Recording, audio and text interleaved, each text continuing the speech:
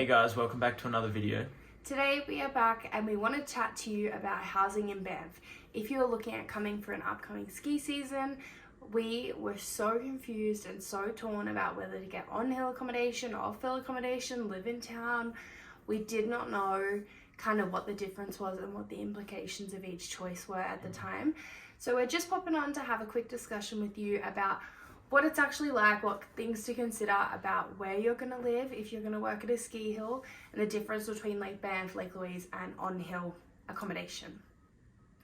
To start with, let's have a chat about Sunshine Village Ski Resort. So we worked there last season and we had our job locked in before we came to Canada, and our big decision was whether we wanted to live on hill or off hill. So the biggest thing to note about Sunshine Village is that it is a gondola only hill. It's a 20-minute gondola ride up to the top and obviously 20 minutes back down. The gondola stops running at, I believe it's 5:30. Yeah, so the gondola hours I think are about 8 till 5:30. 8 till 5:30, except on Fridays they run it till about 10.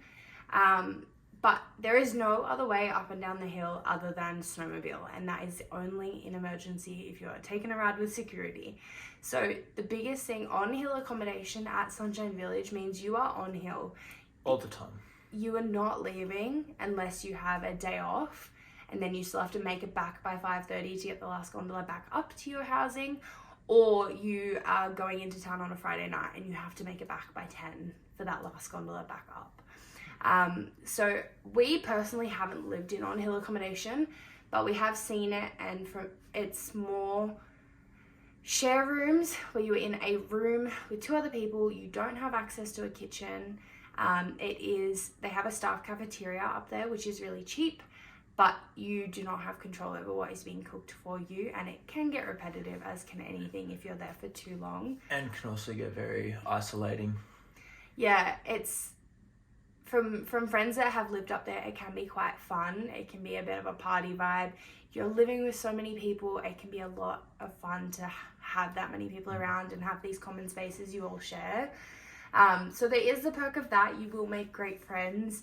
You don't have to commute to work, and you literally live up on the hill, which is amazing.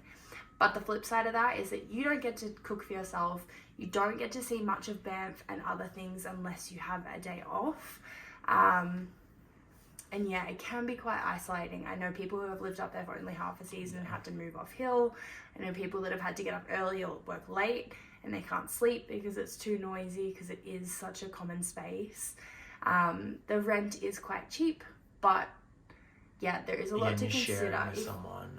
If you're coming here for the Banff experience, not just ski hill, I would recommend off hill. Yeah, 100%. I think if you're staying up there, they have one restaurant open at night that is not the staff cafeteria, which is called Trappers. It's open to hotel guests as well. So there's one hotel up there. There is one kind of day lodge cafeteria style building, and then there's Trappers, which is, how would you describe it? Like a pub. Yeah. I guess. Like a saloon style pub sort of thing. And then the rest of the buildings are all staff accommodation. So there is no grocery store up there. There's no, other than Trappers, there isn't like a nightlife scene. It's not like that in terms of other village style. Yeah, it's not very very little. I think it's because we're in a national park, so that's how it is. But that's one thing that's completely different about Whistler too. If you guys are interested, we can make another video about that. So in terms of off-hill accommodation options, when we worked for Sunshine, they had two off-hill places. They hired out rooms at the Fairmont Banff Springs Hotel in their staff accommodation, and then they had rooms at the hostel. So when we stayed with them, we stayed at the Fairmont Banff Springs. And as a couple, we were quite lucky that we got the whole thing to ourselves. So it was like we had our own little mini apartment. Yeah, it was really good for us. If you are coming alone, it's quite close living quarters with someone you don't know. There isn't a separate room necessarily. There's a half wall and then the two beds. So we had our two singles swapped out for a queen. They were amazing with that. We actually really loved living there. It was a great situation for us. We paid $450 maybe. I think it was $450. We paid about $450 each. So we were still paying about $900 for that room per month. But But a perk of staff accommodation is that your employer will just take it out of your paycheck. So you never see the money. So that was really nice coming over. We didn't have to worry about paying rent. It just got deducted for us. We have never seen the living conditions at the hostel, but I have heard it is quite close quarters and you live with more people. Same situation where you don't necessarily have your own kitchen, you're just in a shared space, but at least they do have a communal kitchen too. Great. I think the hostel is a great place to start though, if you're coming to town or if that's where you can get some staff accom or a long-term room. Way better than nothing. Yeah, 100%. And we love living in town over anything else. This is where the action is. This is where people are. This is where you can buy your food. If you have access to make your own food too, a huge thing. You can always go to the hill. Like when we lived in town, we had a 20-minute commute to the hill, free staff buses, and then we had a 20-minute gondola ride up. So it did take a while and it definitely added to our day. But the benefit of coming home and being able to do night activities with our friends or go for dinner or go play sport. Just having those options to go and like do things after the hills close, you come home in town and you're not stuck. No, I think it's a lot better for well-being as well, that you have those options. You get a bit more of a full working holiday experience. The one other thing as well is a comparison between Banff and Lake Louise. So we didn't kind of understand it too much coming over, and it's hard when you haven't been here to see it. But Lake Louise is 40 minutes from Banff. It's a drive straight down the highway, but there is not much there. So there's Lake Louise Ski Hill, Lake Louise the actual lake, and then the town is called Lake Louise too. The town itself is quite small. Tiny. I think there's a few hotels and stuff, and there's a lot of hotels, sort of but I want to say mall. Yeah, I guess. mall is a bit of a street generous mall. Yeah, it's like a U-shaped, L-shaped street mall. And there is not much there, and we've never lived there, but from what we have heard as well from people who have, is that it can be quite isolating. If you have a great group of people, I'm sure it would be amazing, and you can make the most of any situation 100%. Like working at Lake Louise over the summer would be absolutely stunning with the lake and all the hiking opportunities. But it depends what working holiday experience you want to come for. The town is tiny, it's expensive, so is Banff, to be honest, but at least Banff is a little closer. Yeah. In Lake Louise, you're just over 2 hours from Calgary, and you're about an hour from Canmore too. So any big grocery store is a while away. And there's heaps of hiking and amazing things out there, but for winter, it's kind of just the snowboarding and skiing, which is great. But I know people who live in Lake and they come to Banff for their night out, or they come to Banff to come have dinner because there's not much for them to do there. Yeah, Banff definitely has, overall, the options here. There's so much more, restaurants, nightlife options, even just activities, during the winter. Yeah, and if you are coming for a resort season too and are tossing up between Norquay, Lake Louise and Sunshine Village, we're happy to give you guys a little rundown of what we think of each of them. Norquay is one we haven't actually skied at. We would love to, but it is a very small, family-friendly hill. For us, we wanted a bit more of a bigger experience, so we didn't choose to go there for our working holiday. It is very close to town, a 15-minute drive, if that. Not even, 10.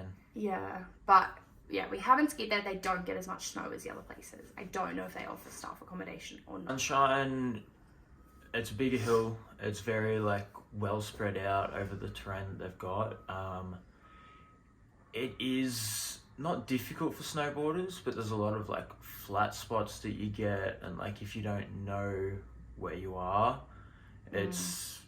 can be quite frustrating having to unstrap and skate along. If you ski, I think it's fine because at least you have your poles. I find Sunshine's runs are a lot shorter. Yeah. And I think almost every single lift you'll encounter flat spots. Except maybe 1 or 2 of them. And as Tristan said, if you know where they are, it's great. You can just hold your speed and go. But even we're pretty decent now at riding, and we still get stuck there, and it's just annoying. But it is a cool hill. Lake Louise is a drive up hill, so there is a gondola if you want to take it. You don't have to though. Probably similar amenities to Sunshine in the terms of amount of restaurants and stuff. Yeah, it's pretty similar. Lake Louise is probably my favourite. They've got so much terrain, but like the terrain is unreal. Long runs too. A lot longer runs. Less flat spots. I think they get a little bit less snow than Sunshine over the season perhaps, and they close a week or two earlier, but yeah, it seems further away because it's a 40-minute drive, but by the time you do the 20-minute drive and the 20-minute gondola to Sunshine, it's kind of similar. But yeah, our favorite would be Lake Louise for riding, Sunshine, and then Norquay, just because of the size of Norquay, but they have the tubing at Norquay. Alright, so we're going to wrap it up there. Hopefully that has given you guys a little bit of an insight into how the ski resorts around here work and what housing is kind of like. A couple takeaways. Our opinion, living off hill and in Banff is a no-brainer.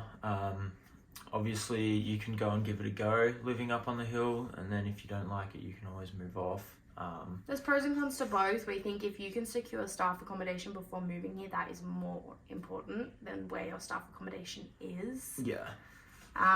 Living in Banff is incredibly difficult to find a place. More people want to be here than there is rooms to fill, so have something secured before you come. If you have no choice about on hill or off hill, take what you can get and get out here, because it is the best place in the world to live, in our opinion. Also, if you're not getting a ski resort job, not all companies do staff accom. Yeah, have a look into things. If you're sourcing your own accommodation in Banff, though, be aware of scammers. But the best place we've found is Bow Valley Home Finder. It is a Facebook group online. Have a look out there, but we found in this town it's more who you know as opposed to what you know. So if you can get here and connect with people, that's the easiest way to kind of find a place. But otherwise, that is our little rundown of our 3 resorts, the Ski Big 3 around Banff, and what we like and preference, and whether to live on hill or off hill. We'll see you guys in the next video. Good luck with your summer jobs, and if you're coming over for the winter, we might see you soon. See you guys.